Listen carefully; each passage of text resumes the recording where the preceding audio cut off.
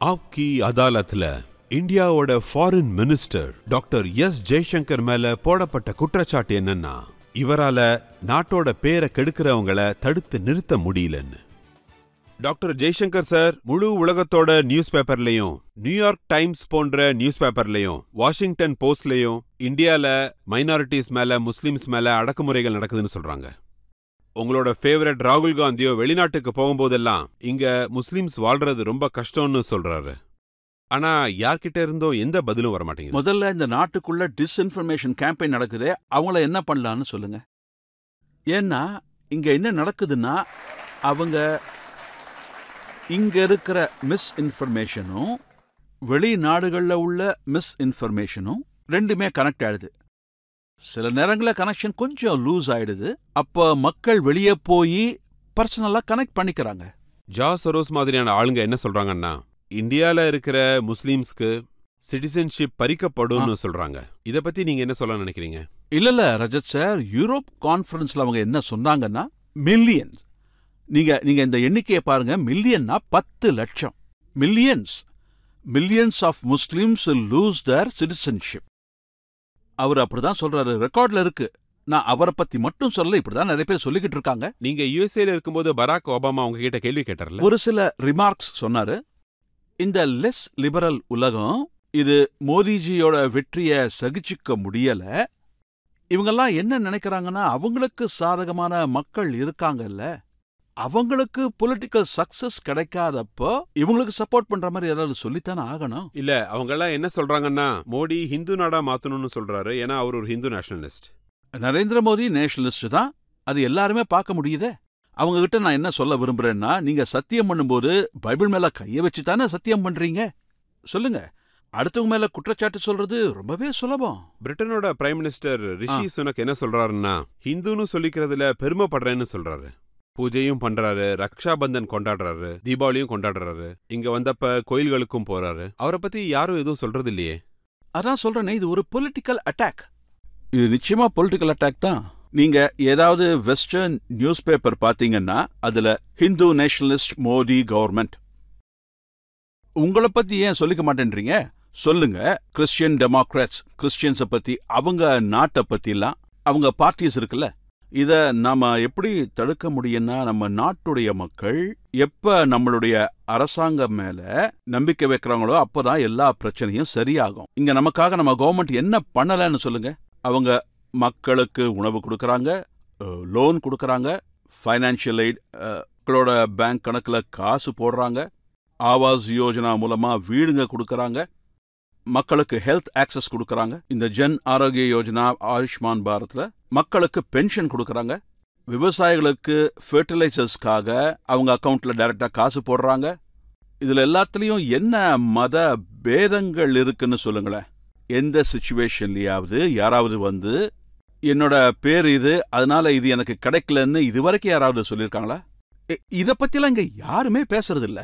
ஆனா ரொம்ப சீக்கிரத்திலேயே இந்திய மக்கள் இதெல்லாத்தையும் புரிஞ்சுப்பாங்கங்கிற நம்பிக்கை எனக்கு இருக்கு. கவர்மெண்டோட எந்த ஸ்கீமுமே ஹிந்துஸ்க்கும் முஸ்லிம்களுக்கும் எந்த பேதமும் காட்டுறது கிடையாது. அதான் நான் ஒத்துக்கிறேன். ஆனா முஸ்லிம்ஸை பத்தி அவங்க மனசுல ஒரு இம்ப்ரெஷன்ஸ் கிரியேட் ஆயிருக்கு. அதாவது இந்த அரசாங்கம் நம்மளுக்கு ஆப்போசிட்டா இருக்குன்னு நினைக்கிறாங்க. மாப் பிளிஞ்சிங் இன்சிடென்ட்ஸ் நடக்குது, சில நேரங்கள்ல போராட்டங்கள் நடக்குது. அதனால அவங்கள எதிர்த்து தான் பல ஆக்ஷன்ஸ் எடுக்கிறதா சொல்றாங்க. மற்ற நாடுகள்ல இந்த மாதிரி எல்லாம் நடக்கிறது இல்லைன்னு நீங்க நினைக்கிறீங்களா? அவங்க அதெல்லாத்தையும் எப்படி மேனேஜ் பண்றாங்கன்னு பாருங்களேன். அந்த விஷயத்தை அவங்க பெருசாக்குறாங்களா? இல்லையே. யூரோப்ல என்ன நடக்குதுன்னு பாருங்களேன், யூகேல என்ன நடக்குதுன்னு பாருங்களேன், யூஎஸ்ல என்ன நடக்குது. சோ இவங்க பேசுற இந்த கான்வர்சேஷன்லாம் ஒன் சைடட் கான்வர்சேஷன். இன்னொரு விஷயம், இவங்க எல்லாம் கேள்வி கேட்கறாங்க, பட் நாங்க சொன்னா அவங்க ஏத்துக்க மாட்டேங்கிறாங்க. ஒருவேளை அவங்களுக்கு திரும்ப ஏதாவது பதில் சொல்லிட்டோம்னா அதை அவங்க தப்பா எடுத்துக்கிறாங்க. நான் ஒரு விஷயத்த கேள்விப்பட்டேன். நீங்க கனடாவோட பிரைம் மினிஸ்டருக்கு காலிஸ்தானி ஆக்டிவிட்டிஸ் பத்தி சொல்லும்போது ரொம்ப ஃபீல் பண்ணறாமே. அது கனடா கூட நமக்கு இருக்கிற இந்த பிரச்சனையும் இந்த விஷயங்களும் பல வருஷங்களா பேச்சுவார்த்தை நடந்துகிட்டு இருக்கு.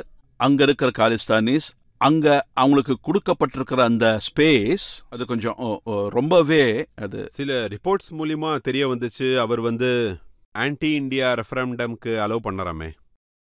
நானும் அந்த ரிப்போர்ட்டை பார்த்தேன். நம்ம நாடுகளுக்கு இடையே இருக்கிற ரிலேஷன்ஷிப்புக்கு இது கொஞ்சம் கூட நல்லதே இல்லை. கனடாக்கே நல்லது இல்லைன்னு தான் எனக்கு தோணுது. ஒருவேளை இந்த மாதிரி இன்சிடென்ட்ஸ் நடந்துச்சுன்னா மற்ற விஷயங்களும் இதனால அடிபடும், தப்பான பழக்கங்கள் ஏற்படும். ஆனா அது லண்டனோட ஹை கமிஷன்ல அவங்களோட காலிஸ்தானி கொடியை பறக்க விடுவேன்னு சொன்னா கோவம் வரதானே செய்யும். நாம ரொம்ப ஸ்ட்ராங்கா UK கவர்மெண்டோட சேர்ந்து இந்த விஷயத்துக்கு எதிராக குரல் கொடுத்தோம். அவங்களும் அவங்க சைட்ல இருந்து ஹை கமிஷனோட பாதுகாப்பை நிறைய அதிகப்படுத்தினாங்க. இதுல யார் யாரெல்லாம் இன்வால்வ் ஆயிருந்தாங்களோ எனக்கு தெரிஞ்ச வரைக்கும் இப்ப அவங்க எல்லார் மேலயும் கேசஸ் நடந்துகிட்டு இருக்கு. நாம இங்க FIR போட்டோம். இங்கிருந்து போலீஸ் அங்க போய் காலிஸ்தானிகளை பிடிப்பாங்களா? UKல எனக்கு சில இன்ஃபர்மேஷன் கிடைச்சிருக்கு. அங்கேயும் சில கேசஸ் போய்கிட்டு இருக்கு.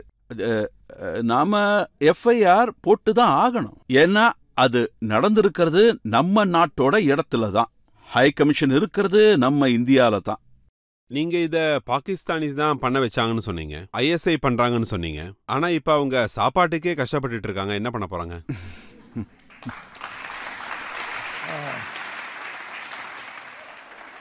இல்ல, அவங்க நிலைமை இப்ப ரொம்ப கஷ்டமா தான் இருக்கு, நான் ஒத்துக்கிறேன்.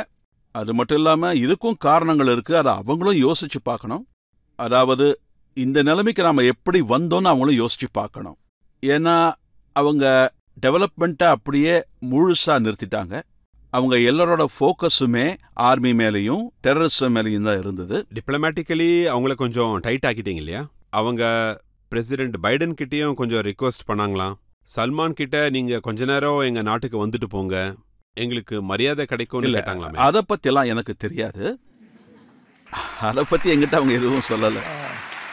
ஏன்னா முதல்லலாம் US பிரசிடென்ட் இங்க வரும்போது அவங்க பாகிஸ்தானுக்கும் போவாங்க, சவுதியோட பிரின்ஸும் அங்க போய் இருப்பாரு. ஆனா இப்ப அதெல்லாம் நடக்கிறது இல்ல. இங்க பாருங்க ரஜத் சார், அது ஒரு வகையான கலாச்சாரம். ஏன்னா அப்பெல்லாம் ஆளுங்கள்லாம் வந்து இந்தியாவையும் பாகிஸ்தானையும், நான் 1956 பத்தி பேசுறேன், 70s கூட சொல்லலாம், மற்றவங்க அங்க இருக்கிறவங்க எல்லாருமே நம்ம ரெண்டு நாட்டையும் ஒரே நேர் கோட்டில் வச்சிருப்பாங்க. அதனால இத பத்தி நீங்க பாத்தீங்கன்னா பல வருஷங்களா நம்ம நாட்டுக்கு வரவங்கெல்லாம் அங்கேயும் போவாங்க. ஏன்னா இதுவும் அதுவும் ரொம்ப பக்கத்துல இருக்கிறதுனால. எனக்கு தெரிஞ்சு இப்போ ஒரு கடந்த 10 வருஷமா இந்த மாதிரி பண்றத நிறுத்திட்டாங்க. அதோட இப்போ எல்லாரோட இன்ட்ரெஸ்டும் மாறிடுச்சு. அது ஏன்னா உலகத்தோட இன்ட்ரெஸ்ட் இப்போ இதில் இருக்கு, டெக்னாலஜி மேலே மாறிடுச்சு, டேலண்ட்ல இன்ட்ரெஸ்ட் இருக்கு, செக்யூரிட்டியில் இன்ட்ரெஸ்ட் இருக்கு. அவங்க எல்லாம் என்ன நினைக்கிறாங்கன்னா, இந்த நாடு, அதாவது உலகத்தில் எவ்வளவோ பிரச்சனைகள் இருக்கு, நாம் எல்லாரும் ஒன்னா சேர்ந்து அந்த பிரச்சனைகளை தீர்க்க ஏதாவது ஒன்று பண்ணுவோன்னு நினைக்கிறாங்க. அந்த எதிர்பார்ப்பு நம்ம நாட்டு மேல இருக்கு, ஆனா அவங்க மேல இல்லை. அதனால எதிர்பார்ப்பே இல்லைன்னா யார் அங்க போவாங்க சொல்லுங்க? ஒரு காலத்துல நாம டர்க்கி அவங்களுக்கு சப்போர்ட் பண்றதா நினைச்சோம். ஆனா இப்போ டர்க்கி என்ன சொல்லியிருக்குன்னா, யுனைடெட் நேஷன்ஸ் செக்யூரிட்டி கவுன்சில இந்தியாவும் மெம்பர் ஆனும்னு சொல்றாங்க. இப்போ பாத்தீங்கன்னா எக்கனாமிக்கலி நாம 5வது இடத்துல இருக்கோம். இன்னும் நிறைய வளர்றதுக்கான வாய்ப்பு இருக்கு. பாப்புலேஷன்ல நம்பர் 1ல இருக்கோம். ஒருவேளை பப்ளிக் கிட்ட போய் டெக்னாலஜில முன்னேறி இருக்கிற ஒரு 3 நாடுகளை சொல்லுங்கன்னு சொன்னீங்கன்னா அவங்க இந்தியாவோட பேரும் சொல்லுவாங்க. நம்மோட நிலைமை எல்லாமே மாறி போச்சு. மக்களும் புரிஞ்சு வச்சிருக்காங்க. எல்லா நாடுகளுக்கும் இதை பத்தி நல்லா தெரியுது.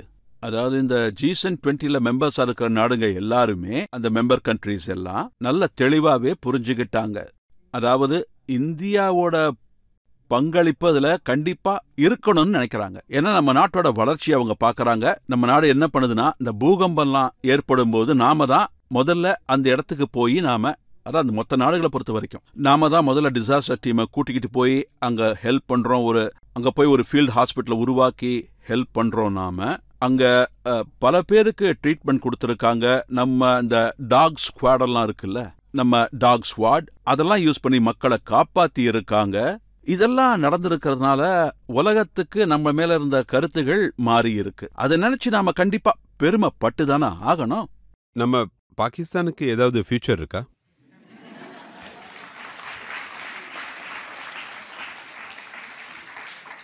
நாம அடுத்த கேள்விக்கு போலாமா? அடுத்த கேள்வி மக்கள் கிட்ட இருந்து கேட்கலாம். சார், பல போட்டோஸும் வீடியோஸும் பார்த்திருக்கோம்.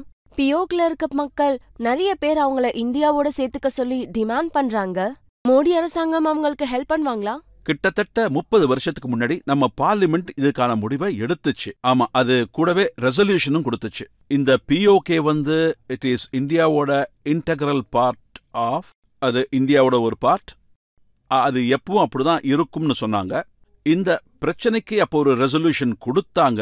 ஆனா இது இப்போ பரம்பரையா ஒரு பிரச்சனையாவே போய்கிட்டு இருக்கு. அடுத்து என்ன நடக்க போகுதுன்னு நாம வெயிட் பண்ணி தான் பார்த்தாகணும். ஏன்னா உங்களுக்கே தெரியும், இவ்வளவு நேரம் நாங்க 2 பேரும் பேசிக்கிட்டு இருந்த மாதிரி உலகமும் மாறிக்கிட்டு இருக்கு, இந்தியாவும் மாறிட்டு இருக்கு, பாகிஸ்தானும் மாறுது.